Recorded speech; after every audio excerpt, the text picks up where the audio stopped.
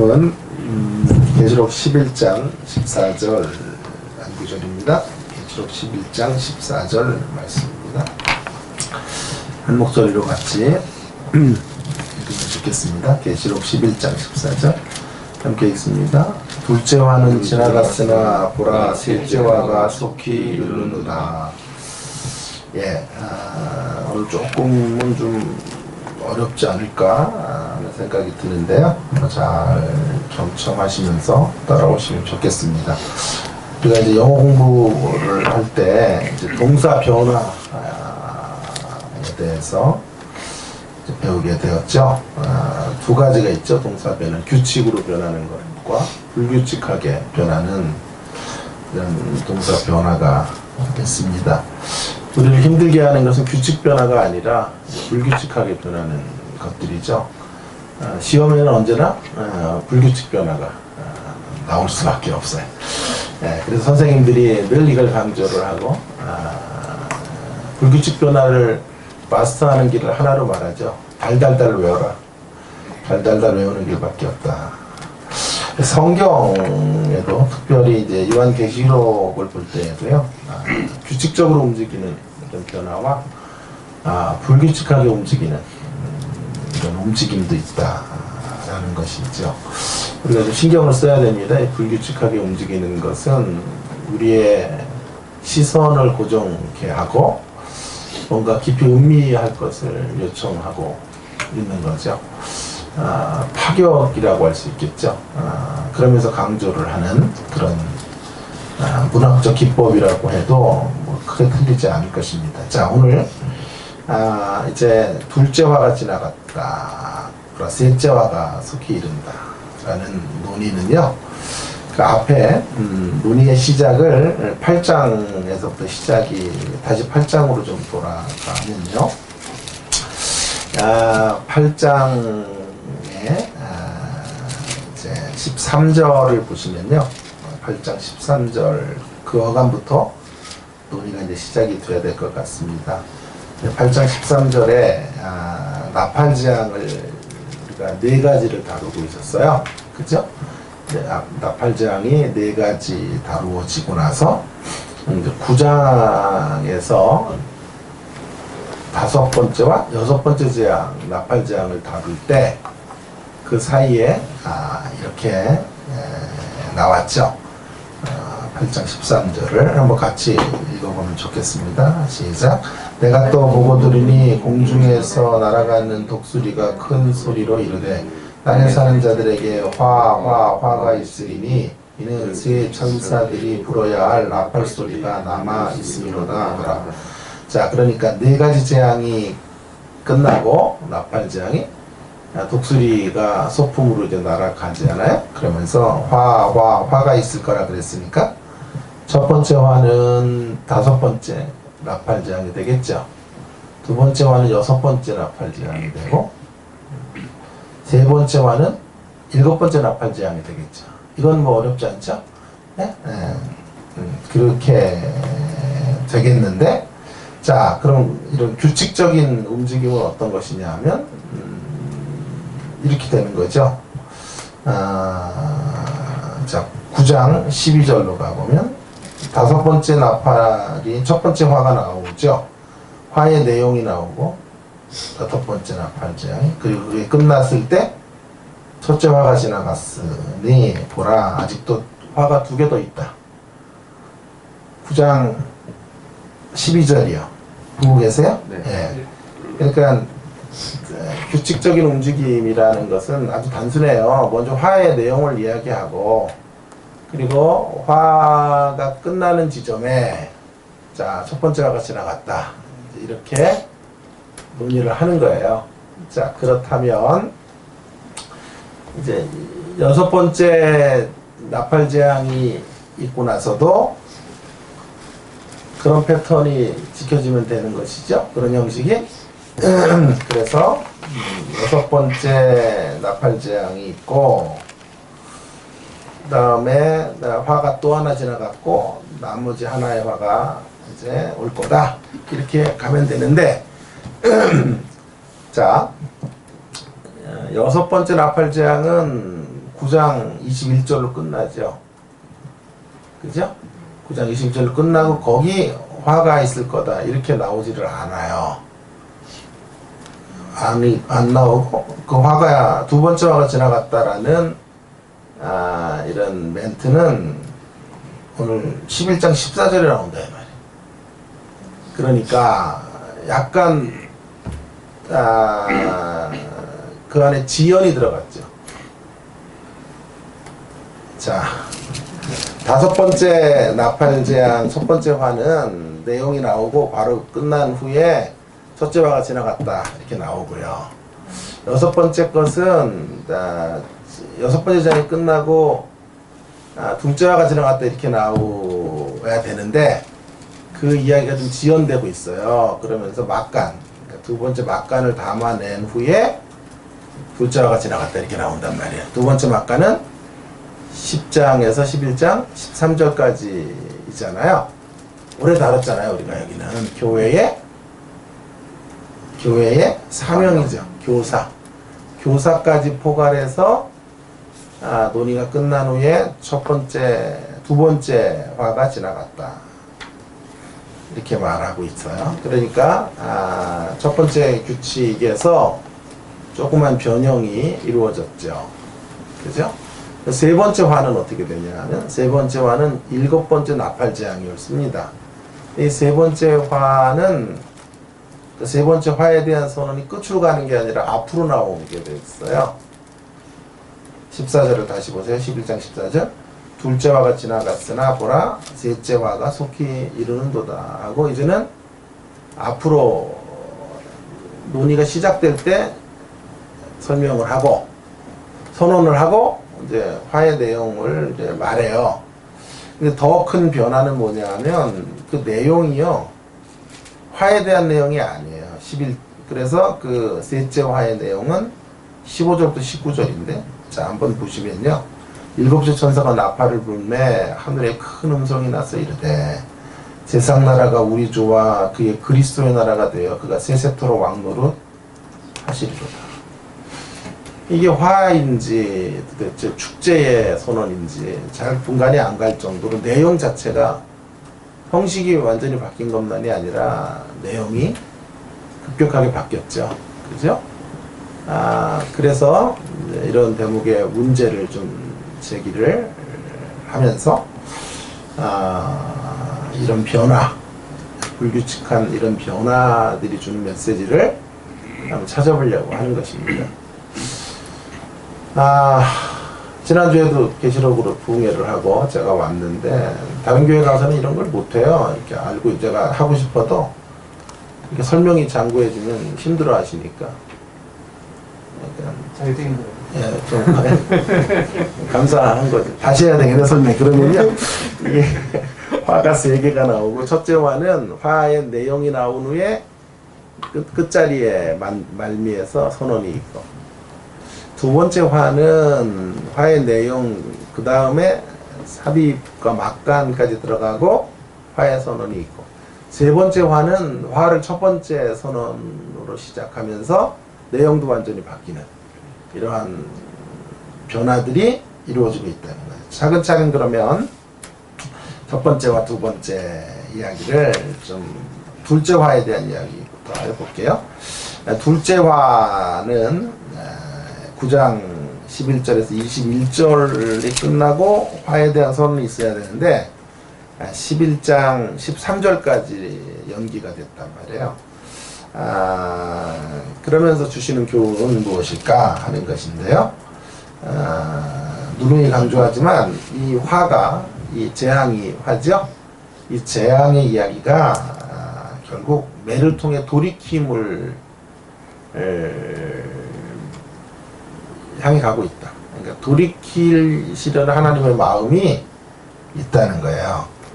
그러니까 단순히 재앙의 이야기가 아니고 재앙을 통해서 하나님은 세상의 돌아옴을 원하시고 회개를 갈망하시고 원하고 계신다. 그러면서 둘째 화의 선언을 지연시키는 것으로 그 안에 증인의 사역을 담고 있는 거죠. 9장 21절 다음에 나왔어야 될 둘째 화에 대한 이야기를 뒤로 연기해 가면서 둘째 화는 어디 나오지? 왜 안 나왔지? 그럴 때 증인의 이야기가 들어오는 거예요. 증인의 이야기를 묵상케 하는 장치가 되는 것이죠.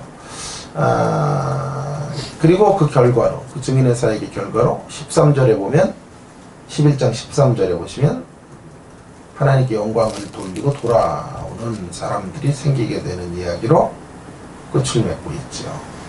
자, 이 대목을 주목하게 하려는 거예요. 하나님의 의도가, 재앙의 의도가 뭐라고요? 세상에 돌아옴이라. 이걸 주목해라. 이렇게 말하는 거예요. 주목이라고 말하는 거죠. 제 아내가 이제 부부싸움을 처음에 결혼해서 하는데, 성신대학교를 나와서 유치원 교사였어요. 남편 잘 만나서 교수 되니까 나 지금 뭐 결혼 잘한 거죠. 그런데 그 부부싸움을 하는 거, 양말을 이제 말아서 던져놨더니 그거를 이제 저한테 야단을 하더라고요. 양말을 절대 말아서 던져놓으면 안 된다 이제 얘기를 하는데 제가 어이가 없더라고요. 너무 막 결혼한 지 얼마 되지도 않고 그런 거 지적하고 이러니까 딴청을 폈더니 나한테 그러는 거 있죠. 주모 이렇게. 주모. 애들 이렇게 가르치다가 안 되면 주모 이렇게 하듯이. 참 진짜 죄송하지만 주먹이 나갈 뻔했어요. 그런데 어쨌든 제 하나님께서 여기 주목 이렇게 말씀하시는 거예요. 예? 두 번째 화를 주목해라. 9장이 끝난 후에 둘째 화가 지나갔다. 이제 셋째 화가 이르죠. 이렇게 갔어야 되는데 그 이야기를 연계하면서 10장에서 11장 13절의 결과들을 보게 하고 우리들의 사명을 주목해야 된다. 우리들의 사명 감당을 통해 세상이 돌아오는 것을 하나님 원하신다 라고 하는 것을 이제 알려주고 있는 것이죠. 오늘을 향한 적용을 좀 보겠습니다. 그렇다면 세상을 향한 주님의 마음을 가진 사람으로 서야 된다라고 하는 것을 적용할 수 있겠습니다. 증인은 그저 가는 사람이 아니에요. 복음을 들고 복음을 전하기 위해 나가는 열심히 있는 사람 정도가 아니라 그 전에 한 가지를 가지고 있어야 됩니다. 주님의 가슴으로 녹아진 사람들이 증인이에요. 주님의 마음으로 녹은 사람들, 새로워진 사람들. 이렇게 말해야 합니다. 우리가 신자가 되었다라고 하는 말의 뜻은 주님에게 노출된 마음이 세상에 노출된 마음보다 더 강력한 삶의 동기부여가 된 사람들 라는 뜻이에요. 주님에게 노출된 마음이 세상에 노출된 마음보다 더 강력한 동기부여로 작용했던 사람, 작용하고 있는 사람들이 신자예요. 세상에 노출된 마음이라고 하는 건 뭘까요? 그들이 나에게 끼치는 피해와 아픔과 이런 잘못들을 되갚는, 세상에 노출되면 우리는 그런 쪽으로 마음을 움직여갈 수밖에 없어요. 그러나 주님에게 우리의 마음이 노출되어지면요, 상대의 허물과 실수, 연약에도 불구하고 여전히 긍휼의 태도를 가질 수 있고 여전히 주님의 사랑의 심정들을 가질 수 있다라는 것이죠. 저는 그 이야기를 다시 한번 지난번에도 설명을 했지만 계약과 언약의 관계로 다시 한번 좀 설명해 보려고 합니다. 세상에서는요, 모든 관계는, 인간 관계는 거의 대부분은 계약적 관계예요. 계약적 관계는 이제 서로 쌍방 의무들이 이행이 될 때만 이제 서로 관계가 유지가 돼요. 상대와 내가 계약한 내용들이 한쪽에서 깨면 서로의 관계가 깨지는 거죠. 법적 소송도 나아갈 수가 있는 거란 말이에요. 그런 관계로 우리는 서로를 만나고 있죠. 내가 이만큼 주면 당신도 나에게 그만큼은 돌려줘야 되는 그런 방식으로 그 관계가 깨지면 서로의 관계는 무너지게 되는 것이죠. 부부도 서로 이렇게 계약적인 관계로 사니까 우리의 삶의 부부의 기반들이 이렇게 허약한 거예요. 저는 이제 결혼식을 할 때 이런 주례를 좀 많이 해요. 결혼은 계약이 결혼은 계약이 아니라 언약이다. 결혼은 언약 관계로 들어가는 거거든요. 계약 관계는 내가 남편으로 이런 의무를 감당할 테니 당신이 그에 상응하는 계약을 이행하면 행복할 거야. 이렇게 가는 거잖아요. 그런 것들이 깨지면 불행을 겪거나 외도를 하거나 서로 관계가 틀어지게 되거나 등을 돌리는 원수의 관계로 나가게 되는 거죠. 한 이불을 덮는 원수로 등을 돌리게 되는 거잖아요. 저는 그런 적이 없는데 아마 여러분들은 그런 적이 있을 거예요. 그런 이제 관계들로 나아가는 것이죠. 그래서 그게 심해지면 이제 못 살겠다 이렇게 가는 거거든요. 그걸 극복해내는 길은 결혼은 계약이 아닌 언약이다 라고 굳게 믿고 이 사명의 끈으로 결혼의 관계를 유지해 가야 돼요. 그럼 언약이란 뭘까요? 언약이라고 하는 것은 상대 시작에서부터 상대의 조건으로 시작되질 않아요. 하나님이 일방적으로 언약을 맺으시러 오시죠. 우리가 죄인 되었을 때 우리와 언약을 체결하시는 거예요. 물론 언약 안에도 쌍방적 의무가 있어요. 하나님이 하셔야 될 일과 인생들이 해야 될 일이 있어요. 근데 인생편에서 만약에 그 언약의 규칙들이 깨지면 영원한 진노와 심판으로 떨어져야 돼요. 왜냐하면 언약이라는 것은 성경 안에 피로 세운 약정이라고. 그래서 언약 당사자들이 그걸 지켜내지 못하면 죽음이 임하는 개념으로 들어와 있어요. 창세기 15장에 보면 동물들을 이렇게 언약 체결을 하시면서 하나님이 아브라함과 동물을 쪼개요. 동물을 쪼갠다는 건 뭐예요? 언약을 지키지 않으면 이 동물의 운명처럼 언약의 불이행자들은 이런 운명을 맞이할 거다.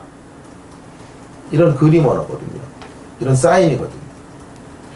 그런데 문제는 그 쪼갠 고기 사이로 누가 지나가냐, 뭐가 지나가냐, 횃불이 지나가. 횃불은 하나님의 임재란 말이에요. 그러니 언약이 깨어져도 인생이 죽어야 될 자리를 책임지시고 지나가는 분이 하나님이신 거예요. 잘 따라오고 계신 거예요? 예. 그러니까 언약 당사자인 우리 편에서 언약이 파기가 되어도 하나님 편에서 우리의 죽음을 요청하는 것이 아니고 그의 아들을 십자가에 다시는 방식으로 그 언약의 신실하심을 이루어 가신단 말이에요. 그래서 십자가 이야기를 신약에서는 언약 관계로 얘기하는 거예요. 피로 세운 언약. 그래서 성찬식을 하시면서 예수님께서 언약의 피라, 언약의 피라 말씀하시죠. 예수님께서 인생들의 언약 불이행의 죄를 짊어지시고 쪼갠 고기 사이를 주님이 지나가시고 주님이 그 대가를 치르시는 이야기. 이것이 십자가의 이야기 옳습니다. 여러분, 우리가 예수님을 믿는다라고 하는 것은, 예수님을 따라간다라는 말은 계약적 관계가 대세가 된 세상 속에 예수님의 가치와 정신을 따라 언약적 관계로 사람들을 대할 수 있는 존재로 산다. 그런 게 제일 먼저 구현되어져야 되는 것이 우리 가정의 아주 가까운 곳에서, 자녀와의 관계에서, 부부의 관계에서, 부자의 관계, 부모와 자녀들의 관계에서 펼쳐져야 돼요. 이야기들이다. 그래서 결혼은 언약이다. 이거 하나만이라도 제대로 우리가 정립을 할 수 있으면요, 정말 어마어마한 결단과 각오를 통해서 우리가 살아낼 수 있어요.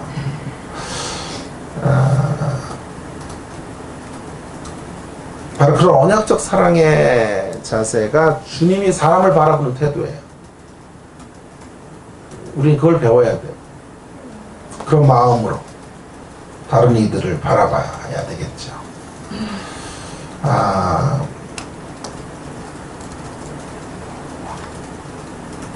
계약적 관계가 아닌 언약적 관계로 서로를 대해야 되죠. 상대가 내 틀에 다 들어오기 때문에 사랑한다고 하면 계약적 관계예요. 그러면 평생 우리는 불행해요. 상대는 내 틀에 안 들어와요. 저도 결혼 22년 됐는데 안 들어오더라고요. 나도 안 들어가겠지, 그쪽 틀에. 그러니까 이렇게 살면 불행해요. 피해의식 같은 것들이 우리 가운데 자리 잡게 되죠. 상대가 내 틀에 들어와서 사랑하는 것이 아니에요. 상대도 역시 주님의 형상이고, 주님이 여전히 그 상대를 우리의 사랑으로 피어오르게 하라고. 그 상대가 피어오르기를 주님 원하신다. 그래서 우리가 그 사역에 동참해야 된다고 말씀하기 때문에 우리는 상대를 언약적 사랑으로 대하는 거지. 내가 주님을 만나 주님의 언약적 사랑으로 피어올랐듯이 상대가 그 사랑을 받아 다시 피어오르도록 만들어 주라는 거예요. 아름다운 꽃으로 피어오르도록 하나님께서 저에게는 제 아내를 허락했고 옆에 붙여놓은 거예요. 우리 딸을 붙여놓은 거죠. 부모님들을 옆에 붙여놓았다고 생각해야 돼요. 그래서 우리는 주님의 마음으로 그들을 사랑하는 거예요. 내 틀에 안 맞아도요. 내가 신실하게 일해도 그 발맞춰 오지 못해도 우리는 그런 언약적 사랑을 기반으로 우리 주변 사람들을 대할 수 있는 인생들이 되어야 하는 것이죠. 오늘 이 두 중인은 바로 그런 언약적 사랑이 있었기 때문에 가는 거예요. 왜 이런 데로 가요? 이 중인은 뭐 아쉽다고 가가지고 복음 전하고 뭐 아쉽다고 욕먹고 막 그런 애들을 왜 하냐면 그런 사랑으로 갈 때 세상이 돌아오고 있는 모습 13절의 역사들이 있는 거거든요. 우리가 그런 모습으로 살아야 된다라는 것을 주목시키는 거예요. 주목해라. 어마어마하죠? 오늘 성경을 했습니다. 자, 두 번째 더 큰 변화는요. 이제 다시 11장 14절을 다시 한번 좀 보십니다. 전반 부분을 제가 설명했어요. 둘째와는 지나갔으나. 여기 14절 갖고 설교하는 것 못 들어보셨을 거라, 그죠? 조금 국내 최초 하는 건데 반응들은 왜 이렇게 전차하는지 몰라요. 자, 그래서 둘째와는 지나갔으나 보라 셋째와가 속히 이르리다. 셋째와 세 번째 화가 이제 속히 이른다라고 이제 선언을 앞에 하죠. 앞에 하는 것만이 아니라 더 파격적인 변화가 있는데 내용이에요. 내용 화인데 그 일곱 번째 나팔이 불어 일곱 번째 재앙의 내용은 화에 대한 내용이 별로 없어요. 하나님 나라가 완성돼 오히려 찬송이 울려 퍼져요. 16절에 보면 하나님 나라가 완성될 거고 우리 주의 그리스도의 나라가 되어 세상 나라가 그가 세세토록 왕노릇 하시리로다 하고 16절에 보면 한번 같이 읽을까요? 16절에 시작. 하나님 앞에서 자기 보좌에 앉아있던 24 장로가 엎드려 얼굴을 땅에 대고 하나님께 경배해요. 하나님을 경배한다. 하나님을 노래한다고. 하나님을 기뻐하는 거죠. 그렇죠? 그러면서 하나님의 전능하심 찬양해요. 자, 그러면 경축하는 거거든요, 지금. 하나님 나라를 경축하는 거거든요. 그렇죠? 마치 평창올림픽의 폐막식과 같은 이런 분위기예요. 사실은 이 세 번째 화인, 일곱 번째 나팔재앙은 우리 도표상으로 보면 대접재앙으로 연결되는 것이기 때문에 마지막 재앙이에요, 이거는요. 그러면 무대 장치는 매우 어둡고 매우 침울하고 매우 두려운 것이 돼야 돼요. 왜냐하면 마지막 하나님의 진노가 임하는 하나님의 심판이 도입되는 재앙이기 때문에. 그런데 지금 사도 요한은 그렇게 글을 쓰고 있지 않아요. 전혀 다르게 하나님 나라의 위대한 승리와 영광을 지금 노래하고 경축하고 축포를 터뜨리고 감격하고 있는 거라고요. 제가 그래서 누누이 강조하는 거예요. 계시록이 두려움의 책이 아니다라는 얘기를 이렇게 강조하는 거예요. 요한이 보고 있는 시선이 두려움의 시선 쪽에 머물러 있지를 않고 하나님 나라 승리 쪽으로 머물러 있다고요. 재앙을 바라보는 이야기도 우리가 생각하는 것처럼 재앙이 있으니까 무섭다 쪽으로는 궁극적으로는 그리질 않아요. 궁극적으로는 그 재앙은 하나님 나라의 완성을 위한 것이다. 이렇게 가고 있는 거죠. 그러면서 두 가지 경축의 이유들을 말해요. 왜 경축해야 되냐, 왜 경배하게 되냐 하면 17절에 감사하옵나니 옛적에도 계셨고 지금도 계신 주 하나님 그 전능하시니여 신이 큰 권능을 잡으시고 왕노릇 하시리로다.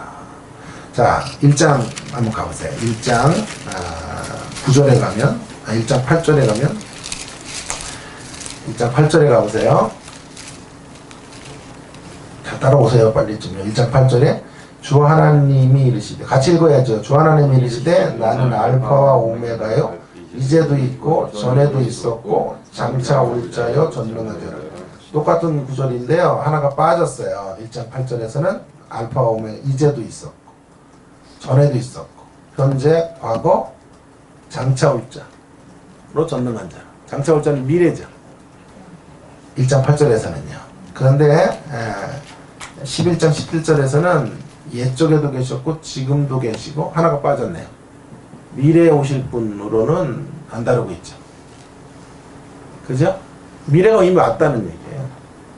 하나님 나라가 이미 도래했고 하나님 나라 완성이 하나님 나라 성취가 여기에 이미 이루어졌다 라고 하는 것이죠. 하나님 나라의 승리가 현재적인 것으로 들어와 있기에 미래를 언급하지 않아도 되는 거예요. 이미 현재적인 승리가 확증되었다. 확증. 그러니 경축할 만하죠? 하나님 나라 승리가 어떻게 확증돼요? 악인들이 심판받는 것으로 확증될 거예요. 이미 확증됐어요. 그러니 노래하는 거예요. 찬송하는 거예요. 경축하는 거예요. 또 하나는요? 또 하나의 경축의 이유는 18절에 나와요. 이방인들이 분노 주의 진노가 내려 죽은 자를 심판하시며 또 종들과 성도들과 작은 자들 큰 자들이 주의 이름 경외하는 자들에게 심판하시되, 심판만 있는 게 아니라 더 중요한 것은 상 주시며 땅을 망하게 하는 자들을 멸망시키. 다 멸망하는 자리에 중요한 것은 그렇게 신음하며 끊임없이 믿음을 지키는 자들에게 상급을 주시겠다 라고 말씀하고 있죠. 상급을 주실 것이에요. 경축해야 되는 두 가지 이유는 하나님의 나라가 이미 확증됐고 성취되었고 하나님의 이김과 승리가 현재적으로 들어와 있고, 또 하나는 그까지 분투하는 자들에게 세상이 다 멸망한 이후에 상급이 주어지게 될 것을 말씀하고 있는 것이죠. 상급을 받는 게 조건이 돼서 일하는 건 아니에요. 그러면 보상적 나라가 돼버려요, 성경은. 네. 그래서 신학자들의 한 절반 정도는 상급은 없다 이렇게 주장하는 사람도 되게 많아요. 왜냐하면 우리의 동기가 하나님의 사랑으로 가야 되는데 상급을 받기 위해 가는 건 아니잖아요. 그러나 저는 그럼에도 불구하고 상급은 있어야 된다라고 생각하는 거죠. 왜냐하면 이런 구절들이 상주시며, 그러니까 상급이 있어야 없다고 하는 분들이 주장하는 주장점은 하나님의 나라가 차별의 나라가 아니어야 된다는 거예요. 예수님 안에 차별이, 여기도 지긋지긋하게 차별받고 살았는데 거기 가서도 차별을 받으면 안 된다. 여기서도 이런 눈으로 사는 게 힘든데 거기서도 눈 작은 애도 절로 가라 그러 이러면 안 된다 이 말이에요. 그러니까 그 나라는 차별의 나라가 돼서는 안 된다. 그러니까 상급은 없어야 된다. 상급이 있다는 말은 1등 금메달이 있고 은메달이 있고 동메달이 있다는 뜻이니까 차별이잖아요. 노메달도 있고 이렇게 되면 안 되지 않냐. 컬링은 은메달이었지만 어쨌든 그런 일들이 이제 벌어지게 되는 것이죠. 그 문제는 제가 나중에 후에 또 상급론에 대해서 좀 한번 다룰 때가 있을 거예요. 그러나 여기서 이제 제가 이야기하려는 것은요, 우리가 하나님의 일을 하는 것은 사랑의 동기로 하는 것이에요. 그러나 이 상급을 걸어놓으신 분은 하나님인 거예요. 상급을 왜 걸어놨냐 하면요, 이런 뜻이에요. 이런 수준까지 오너라 이런 거죠. 상급을 바라보고 일하라 하는 건 아니고, 상급이 동기가 되어 일하는 건 아니에요. 우리의 동기부여는 사랑 때문이에요. 상급을 받지 못해도 주님의 사랑이 너무 크니까 그 사랑의 발로로 우리는 섬기고 봉사하고 증인되고 희생의 길을 걷는 거예요. 그런데 하나님은 상급도 걸어놓으셨어요. 왜냐하면 내가 너희들에게 요청하는 수준은 귀한 거고 높은 것이고 위대한 것이다 라고 하는 것들을 상급이라는 이름으로 말해주고 싶은 거죠. 이 정도 수준이다. 상급을 받을 만한 수준까지 초대하기를 원한다 라는 아버지의 마음들을 읽게 하는 대목이에요. 마지막 19절은 어떻게 끝났냐 하면 성전이 열리고 언약궤가 보이는 것으로 끝나요. 그죠? 이제 하늘에서 하늘의 성전이 열리고 성전 안에 하나님의 언약궤가 보이며 그러면서 다시 번개와 음성과 우레와 지진과 큰 우박이 있더라. 언약궤, 성전이 열리는 것과 언약궤는요, 구약 성경 안에서 언약궤는 주로 하나님의 임재를 상징했죠. 그죠? 그래서 여리고성을 무너뜨릴 때 제사장들이 언약궤 메고 가요.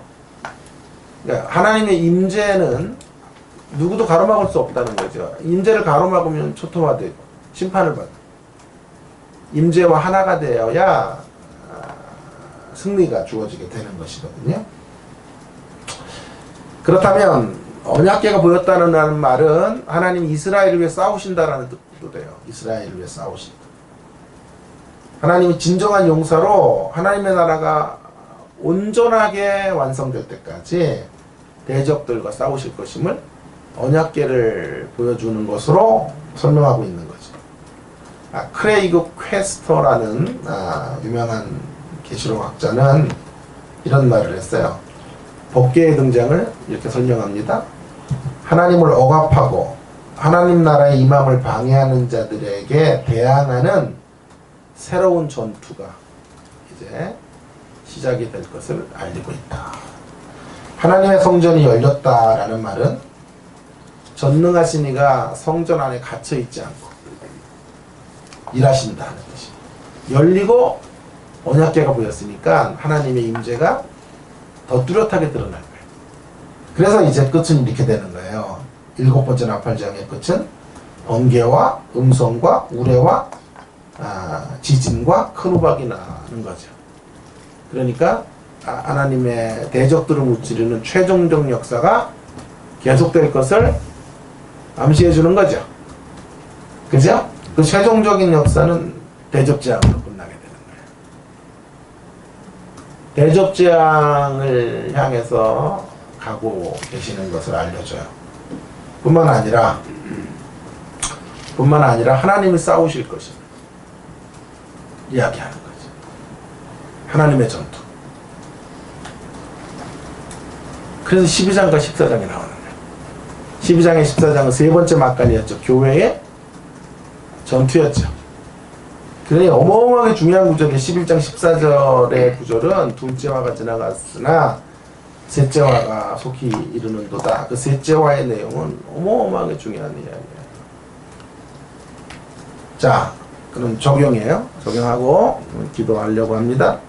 자, 두 번째 셋째화의 메시지의 적용점은 늘 긍정적 시선을 가지고 궁극적 시선을 가지고 분투하는 사람이 되어야 한다. 여러분, 우리가 사는 세상은 마치 재앙과 같은 날들이에요. 숱한 고난과 어려움을 사는 동안에 당하기 때문이죠. 재앙 같은 시간을 만나면요, 한 가지 현상이 벌어지는데 우리 시야가 좁아져요. 왜냐하면 여유가 없어지죠. 재앙을 맞닥뜨리고 있기 때문에, 어려움을 직면하고 있기 때문에 그래요. 그래서 시선이 근시한 적, 가까운 앞에 다가오는 또 서 있는 재앙만 응시할 수밖에 없어요. 우리 앞에는 환난이 있고 역경이 있고 고난이 있고 이런 것들만 바라보게 됩니다. 거기에서는 뭐가 사라지냐면 희망도 사라지고 소망도 사라지고 기대도 사라지고 하나님의 일하심의 역사들도 바라볼 수 있는 눈들이 없어지게 되는 거예요. 그렇기 때문에 우리의 시선이 좁아진 자리에서 발견되어지는 자아의식이나 정체성은 매우 부정적이에요. 신자가 되어서 살아도요, 시선이 앞에 있는 고난과 환난과 재앙 같은 날들에 속한 것들만 바라보면 패배적이에요. 미래에 대해서도 아직 다가오지도 않은 미래, 매우 희망적으로 응시해야 될 미래를 지금 바라보는 시선으로 미래를 예견한다고요. 그래서 우리의 언어가 매우 패배적이고 부정적이고 미래에 희망은 닫고 절망만을 응시하는 자리로 걸어가게 되는 것이죠. 어두움을 벗으로 삼아 살아갑니다. 어두움을 친구로 삼아 패배를 친구로 받아들여 살게 되는 거죠. 그럼 우리에게 필요한 것은 궁극적인 운명, 운명에 대한 시선이. 자, 보세요. 지금 요한이 지금 궁극적인 운명을 바라보는 거잖아요. 그죠? 궁극적인 운명을 바라보는 거죠. 자, 지금 우리 이영하 성도님이 재앙이라고 쳐보세요. 어떻게 이렇게 되는 재앙이고, 재앙이 지난 후에 하나님 나라가 완성되는 거죠. 그래서 우리 집사님이 완성이라고요. 근데 요한이 지금 재앙 쪽을 바라봤으면 이런 식으로 7번째 재앙을 이렇게 축제의 분위기로 적으면 안 돼요. 그죠? 근데 요한은 지금 바라보는 시선이 뭐냐 하면 재앙을 바라보는 것이 아니라 재앙이 지나고 나서 완성될 궁극적인 승리를 바라보고 있는 거란 말이에요. 이해가 되세요? 그러니까 재앙의 이야기를 담아내고 있기는 해도 그 톤이나 모드가, 분위기가, 색조가 매우 장조의 음악처럼 경쾌하고 환희에 차 있고 하나님 나라의 경축으로 흘러갈 수 있는 거예요. 다시요. 시선이요, 재앙만을 바라보고 있는 게 아니고요. 재앙이 끝난, 재앙의 목적, 궁극적 목적이 뭐냐. 재앙을 도입하시는 궁극적인 하나님의 목적은 하나님 나라 완성이라. 김민성 집사님에게로 가는 거란 말이에요. 그죠? 거기를 시선으로 하고 있으니까 밝아져요. 시험에 들지는 마세요, 또 집사님. 자, 그래서 밝아지죠. 우리가 그 시선을 가져야 된다. 재앙과 같은 시간들을 만나도 우리의 시선은 궁극적 하나님 나라에 초점을 두어야 한다 라고 하는 것이죠. 그 너머를 말해. 삶에 소망이 없는 현실에도 그 너머의 소망을 걸어와야 된다. 다윗이 골리앗을 만날 때 골리앗의 소리밖에 안 들려요. 어마어마한 골리앗이 서 있기 때문에 그 너머를 볼 수가 없어요, 시선으로는. 그래서 믿음의 시선을 가지고 상상력을, 거룩한 상상력을 동원해서 골리앗 음성 너머에 주님의 음성을 들어요. 골리앗이 보여주는 것 그 이상의 주님의 모습을 들여다. 그래서 승리한 거예요.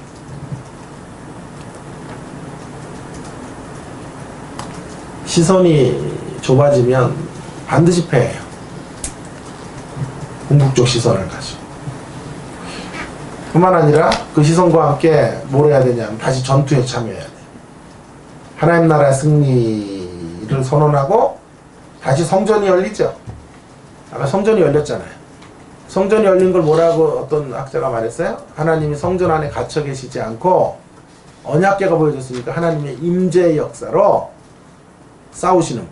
신이 개입하셔서 악을 이제 완전히 멸망케 하시고 그 결과로 우리들에게 위대한 구원과 승리와 영광을 주실 것이다. 그러면서 하나님의 전투예요, 이 전투가. 그 12장부터 이제 용과의 싸움, 13장의 두 짐승과의 싸움에 해당하는 이 교회의 전투의 장면은 우리가 분투하는 싸움이기 전에 결국 하나님의 분투, 하나님의 전쟁, 하나님의 싸움에 저와 여러분이 참여하고 있는 것이죠. 그렇다면 이 전투는 앞으로 예견된 다음 주부터 이제 살펴보게 될 12장부터의 이 전투의 성격은 다시 강조하지만 이길 수도 있고 질 수도 있는 싸움이 아니에요. 이김이 보장된 싸움을 우리가 하나님의 편이 되어 싸우게 되는 거죠. 든든한 안전망이 구축된 자리에서 전투를 치르게 되는 거죠. 나 홀로 분투하는 게 아니에요. 엘리야는 나 혼자 남았다 그랬지만 아니다, 7천이 남았다. 더 중요한 건 엘리야의 하나님이 계셨어.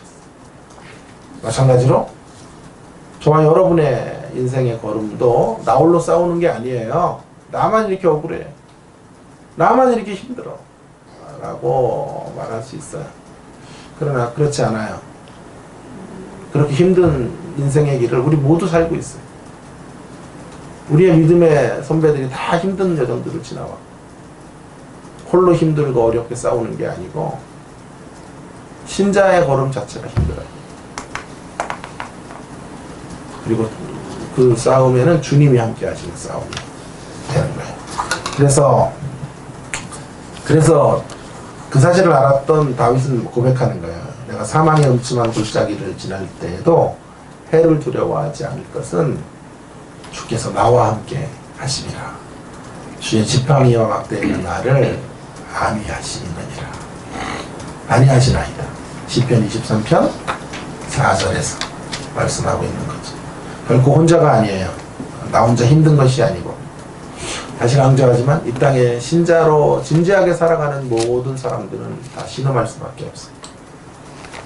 그리고 주님이 그런 신음하는 주의 백성들과 함께 싸우시고 개입하셔서 일하시고 열린 성전이 열려있고 언약궤가 보여지는 장면을 통해 우리와 함께 전쟁을 치르시는 분이시다. 아니 군대 장관이시다 라는 것을 알려주는 거죠.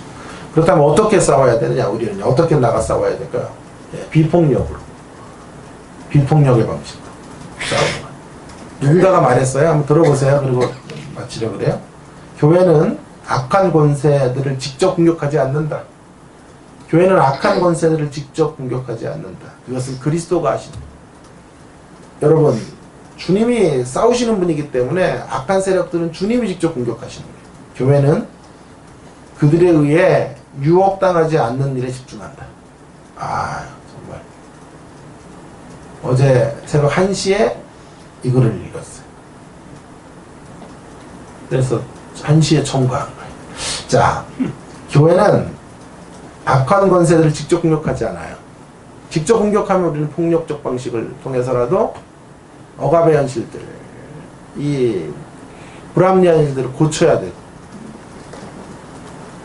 악을 타도해야 돼. 그러나 그건 그리스도가 하신다고.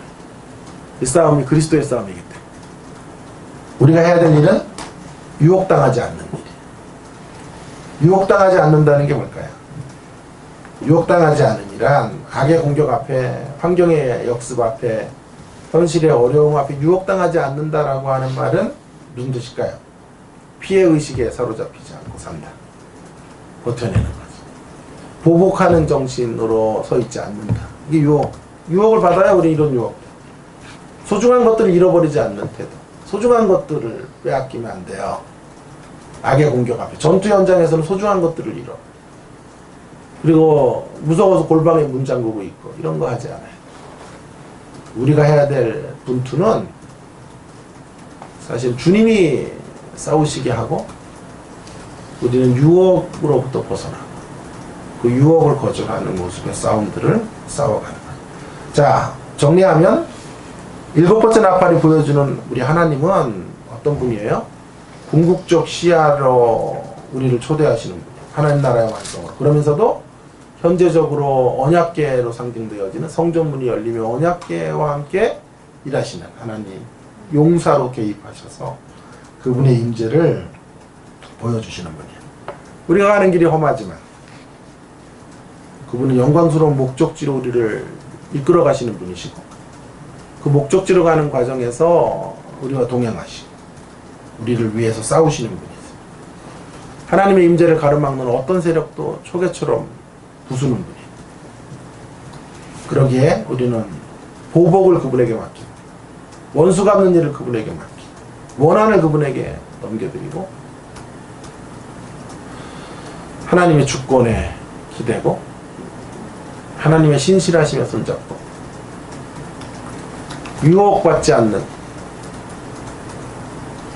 자리로 집중하며 우리에게 주신 전투를 치루어내는 사람들이 되어야겠습니다.